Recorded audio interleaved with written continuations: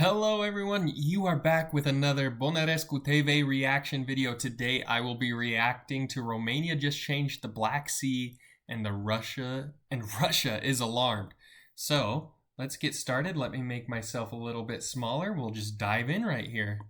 This is the story of the Black Sea nation, whose rise is forcing the Kremlin to rethink its entire southern strategy and why its transformation might be one of Russia's biggest problems of this decade. Let's begin. For years, the Kremlin underestimated the state on Europe's southeastern flank. It wasn't Germany, it wasn't Poland, it wasn't even the highly militarized Baltic region. It was the country bordering Ukraine's southwest corner, sitting between the Balkans and the Black Sea, a place Moscow assumed would never matter in a serious military sense.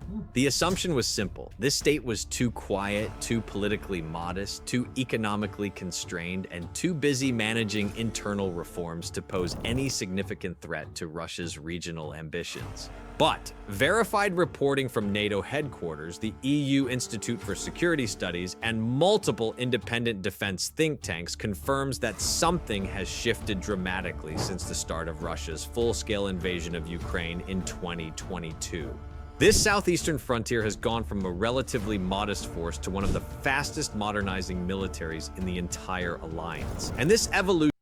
I will say, I don't know the exact numbers of how much has been pumped into the military in Romania, but not only are Romanian forces there, and there's a lot more of them, and they've become a lot more modernized, but I think the American forces in Constanța, it said it was going to be like 10x the number that it's been over the last 10 years or whatever. So it's going to be like 10 times more military personnel from America are going to be stationed in Constanța, which is like wild. They are just totally prepping Romania to be like this pivotal spot for like fighting against Russia, which is pretty wild for me to think about. Is not about prestige acquisitions or symbolic upgrades. It is about geography, industry, strategy, intelligence cooperation, and timing all aligning at once. What once looked like a quiet corner of Europe is now becoming the hinge on which the entire Black Sea balance might turn. And just as another quick pause, this is how Romania has always been throughout its history. It's been like this super pivotal spot in the world where so many people that are fighting for land are like meeting at. I think because of the Black Sea, because of Turkey, because of Russia, because of the rest of Europe, like it's literally just like this spot that's always like in contention. So this makes total sense, right? Russia, that is a nightmare scenario. To understand why, you need to look at the map, not the political one, the strategic one. The southern frontier of Europe is a chessboard made of rivers, coastlines, mountain passes, and narrow corridors that shape movement in wartime.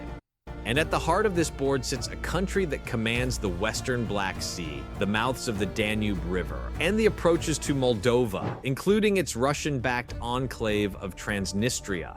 Every major analyst from the region makes the same point. Whoever controls these corridors controls the logistics lifeline into southeastern Europe. And right now, that lifeline is being fortified at a speed that caught Moscow completely off guard.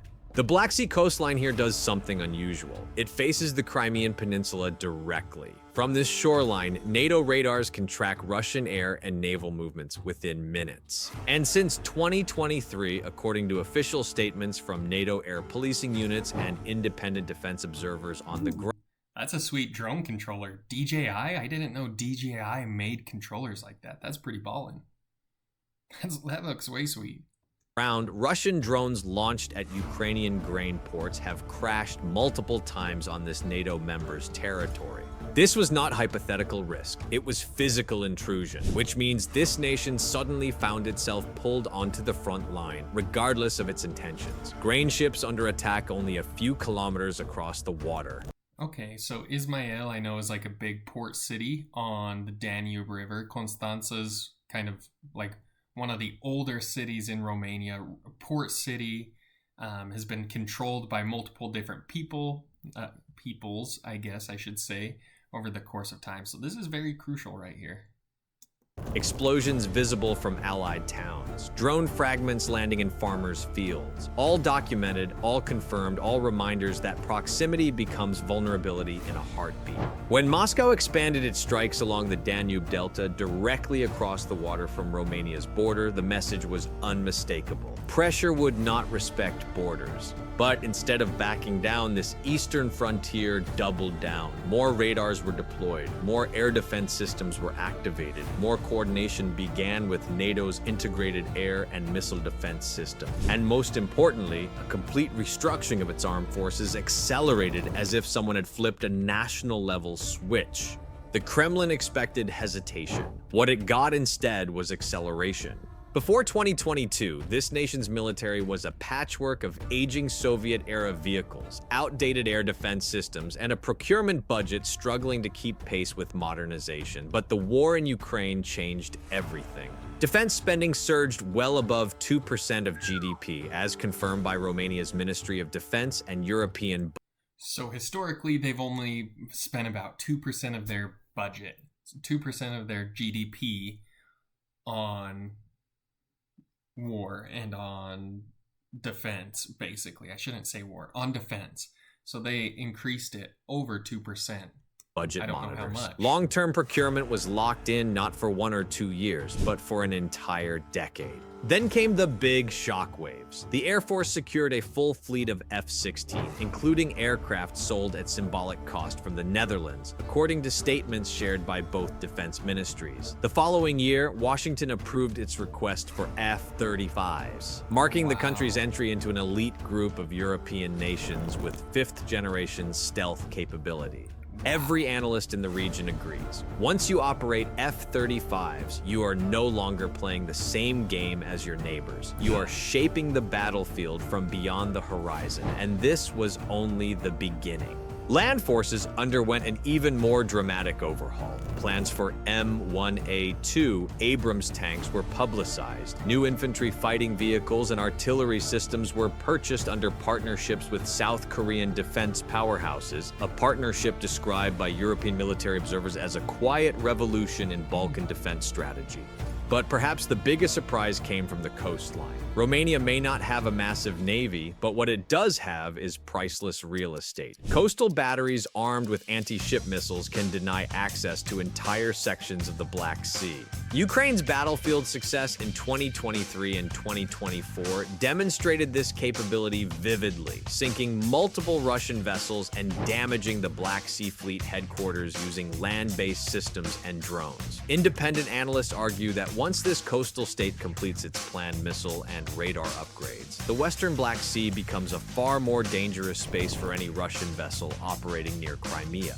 The Kremlin understands exactly what that means. A future where the Black Sea Fleet loses freedom of movement is a future where Russia's southern strategy collapses. For years, NATO's military footprint along its southeastern edge was limited. That changed overnight when Russian drones began drifting into Allied airspace and explosions struck meters from NATO soil along the Danube. The alliance responded decisively. One of the most important military sites in Europe is now rising on Romania's coastline, the expanded Mihail Kogolnicianu Air Base. According to the U.S. Department of Defense, I don't know if this is AI saying this, but that said it pretty good. That's pretty awesome.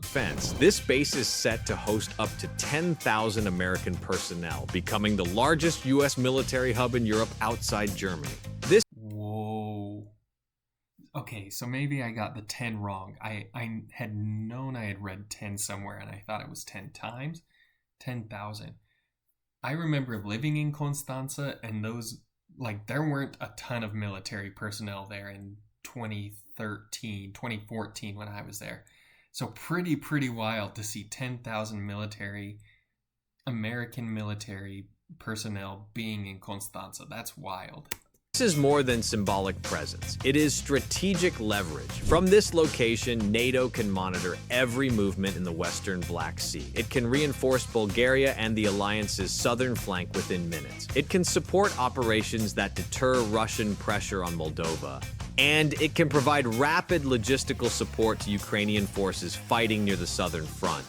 Further inland is the Aegis Ashore missile defense site at Devasalu. While designed for ballistic missile defense, Russia has viewed it for over a decade as a direct challenge to its power projection in the region. And it now sits exactly where Moscow least desires it to be, in a country that is becoming militarily stronger and more tightly integrated with NATO command structures. On top of this, a multinational NATO battle group is now deployed on this territory. France leads it, with contributions from Belgium, Luxembourg, Portugal, and others. This is not a token presence. It is a permanent tripwire, signaling that any conflict in this area immediately becomes a conflict for the entire alliance.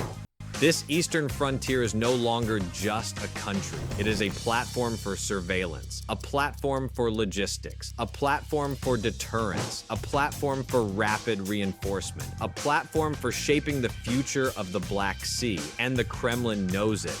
When Russian analysts look south today, they see three overlapping problems, none of which existed at this scale before 2022. The first is proximity. If Ukraine loses more territory in the south, Russia risks bordering NATO forces directly along the Danube. This would place Allied troops, radars, drones, and missile defense systems within short range of Russian-controlled areas. Crimea would become more exposed. The Black Sea Fleet's routes would become more predictable and easier to track, and Russia's once comfortable strategic depth would evaporate. The second problem is capability. By combining F-16s, future F-35s, Abrams tanks, South Korean artillery platforms, long-range coastal missiles, and modernized drones, Romania has transformed itself from a passive member of NATO into a force projection node, a spear point for the alliance's southern flank. The third and most serious problem is alignment. Everything this state builds, it builds with NATO. Training, logistics, maintenance, intelligence sharing, interoperability. Russia is not facing a single country. It is facing a system that adapts faster than Moscow expected. Look at those planes. Those just looked amazing. Facing a system that not even just as like a military plane. I love planes. I'm very fascinated by them. Look how beautiful that is. What it looks like, that's incredible. And watch this maneuver it does. Adapts faster than Moscow expected. A system that learns from every Russian mistake in Ukraine. A system that positions itself for tomorrow's threats, not yesterday's. There's a place where all these tensions collide. A thin stretch of land along the Danube River. After Russia began striking Ukrainian ports along the Danube, explosions rocked areas visible from this NATO country's towns. Verified investigations documented Russian drone fragments inside Allied territory. For Moscow, this was accidental escalation. For NATO, it was a warning. Further to the north lies Moldova, a nation caught between European integration and Russian influence. Within Moldova sits Transnistria, a frozen conflict zone with a long-standing Russian military presence. If Russia ever attempted to link its forces in Crimea with Transnistria through southern Ukraine, it would bring Russian-controlled territory directly up against NATO's border. European security analysts describe such a scenario as a geopolitical earthquake. It would trigger the largest NATO reinforcement on the Black Sea since the end of the Cold War. And it would put this Black Sea nation at the center of the storm. Whatever happens in Moldova does not stay in Moldova. It flows straight into the Black Sea equation, and Moscow knows this better than anyone. One of the least discussed but most strategically important developments in this region is industrial. Romania is rebuilding its defense industry from the ground up, not symbolically but structurally. It is constructing its first new gunpowder factory in decades. It is expanding ammunition production. It is creating maintenance hubs for infantry vehicles, tanks, and drones. It is working closely with South Korean partners on multi-billion-dollar industrial projects that include artillery production and armored vehicle assembly. Government releases and independent assessments confirm that this is not a temporary surge in production. It is a long-term investment designed to ensure that this country can sustain military operations independently if the security situation in the region deteriorates further. Russia understands the implications. A nation with defense defense industry capacity is a nation that cannot be intimidated. There is another layer to this transformation that rarely gets attention: energy security and critical infrastructure. Romania sits atop the southern gas corridors that Europe Oh, hold on. I want to go critical back and look at infrastructure. Romania sits atop the southern that. Okay, whoa, look at all these. Rich gas pump, domestic crude pump, automated domestic crude oil, imported crude oil pipeline. So they're importing oil from somewhere along the Black Sea. But then you also have these gas pumps up here and all of these other little spots also connected. Pretty intense. A lot of gas being pumped through Romania, as you probably know. gas corridors that Europe increasingly depends on. It is also home to key NATO communication and transport routes connecting Central Europe to the Black Sea by rail and highway. These routes are being upgraded to support heavy military equipment movement, as confirmed by EU infrastructure programs linked to defense mobility. This means that in a crisis, heavy NATO reinforcements could flow through this territory far faster than through any Balkan alternative. And Russia, which has historically used energy pressure and logistics disruption as tools of influence, must now account for a state that is no longer vulnerable to the same leverage. Romania is not only strengthening its military, it is building resilience across energy, transport, and industry, creating a multi-layered shield that limits Russia's options. There is yet another dimension to this rise that is often overlooked: intelligence and cyber cooperation. Since the Ukraine war began, NATO has intensified its intelligence integration with Southeastern Europe.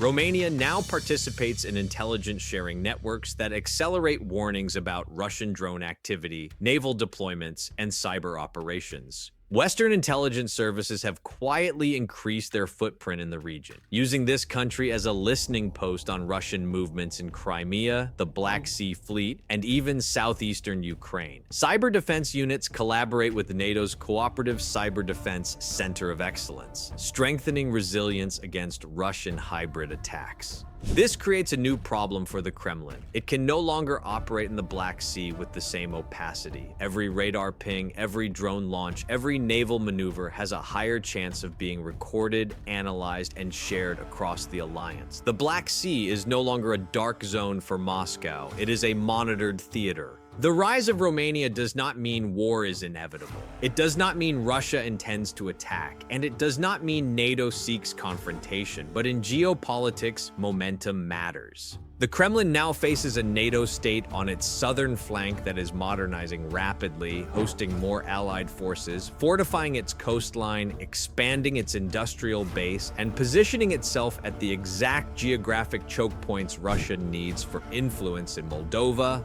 Crimea, and the Western Black Sea. This is not a coincidence. This is a transformation, one Russia did not expect and one it cannot ignore. The question is simple. Why does the rise of Romania matter? Because the Black Sea is no longer a Russian lake. Because Moscow must now treat NATO's southeastern flank as a fortress, not a vulnerability. Because every ship that leaves Sevastopol, every aircraft that takes off from Crimea, every move in Transnistria is now watched, tracked, and counterbalanced from across the water. And because in a world reshaped by the war in Ukraine, quiet countries do not stay quiet for long. Some rise, some transform, some become the hinge on which a region turns. And that is why this was definitely different than like what I normally look at, you know. War is not my thing, but this is logistics behind Romania and how Romania's impacting so much of the Western world. And like I mentioned earlier, like Romania has always been at the center point of like so much stuff going on between nations. The Ottoman Empire was huge there. Like they came and they tried to take over a lot of land. Russia, you've had Hungarian Empire. There's been like Greeks have come in there, like the Gagauzien people are like Turkish. Like there's just so many different things, and it's been like this pivotal location. The Romans were there. I forget about the Romans sometimes, and that's where Romanian, the language, comes from. So it's pretty wild, pretty intense, and I hope, like he mentioned, this doesn't mean that war is inevitable or that war is even wanted for either sides, but it just sets Romania and the European Union and NATO it sets themselves up to be prepared in case anything happens. So thank you to all the Romanians who are actively serving in the military, and even all of the people who are actively serving in the military and helping keep countries safe. You are much appreciated. I love Romania. Can't believe that this is going on. It's crazy, and hoping for the best. But thank you guys. You have a good day. Peace out.